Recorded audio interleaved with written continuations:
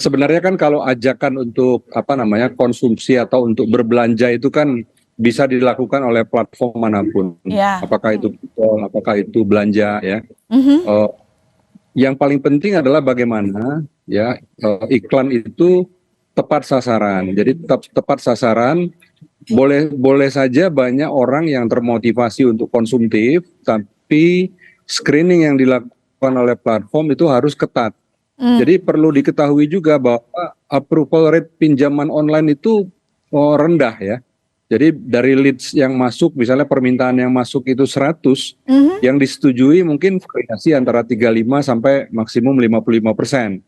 Oke. Kecuali yang repeat order yang sudah mengulang itu bisa lebih tinggi. Tapi kalau untuk new user itu persetujuannya sangat approval rate-nya sangat rendah. Karena apa? Karena kita betul-betul melihat bahwa yang kita salurkan ini adalah dana milik lender.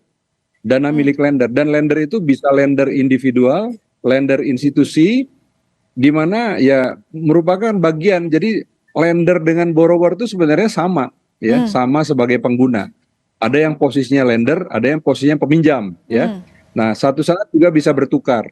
Nah, kita juga jaga bahwa dana yang kita salurkan itu juga kita analisa dengan baik dan kita pastikan agar itu repayment-nya atau pembayarannya bisa dilakukan secara disiplin. Nah, untuk itu ya ini juga sama ya, my sister ya.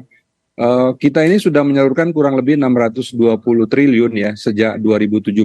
Tahun kita menyalurkan kurang lebih 220 triliun tahun kemarin saja ya. Oke. Nah, artinya apa? Artinya sebenarnya potret dan profil peminjam Indonesia, generasi muda Indonesia sebenarnya bagus. Sebagian besar itu disiplin. Ya, more than 70% itu bayar tepat waktu. Oke. Ada beberapa yang terpaksa terlambat, ya. Apakah itu karena masalah disiplin diri ataukah masalah karena ada gangguan pendapatan, keterlambatan penerimaan gajian, usaha, pendapatan usaha dan lain-lain. Walaupun juga ada sebagian kecil yang masuk ke dalam platform pinjaman online ini dengan motif awal memang sudah mau fraud gitu ya. Memang niatnya punya niat yang jahat. Nah, yang ini kita harus lawan ya.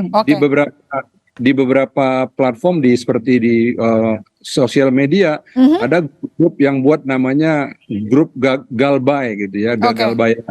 Nah, ini kan sebenarnya menyalurkan, mensosialisasikan intensi yang negatif ya tentang bagaimana memanfaatkan fasilitas pinjaman online ini secara tanpa harus ada kewajiban untuk melakukan pembayaran.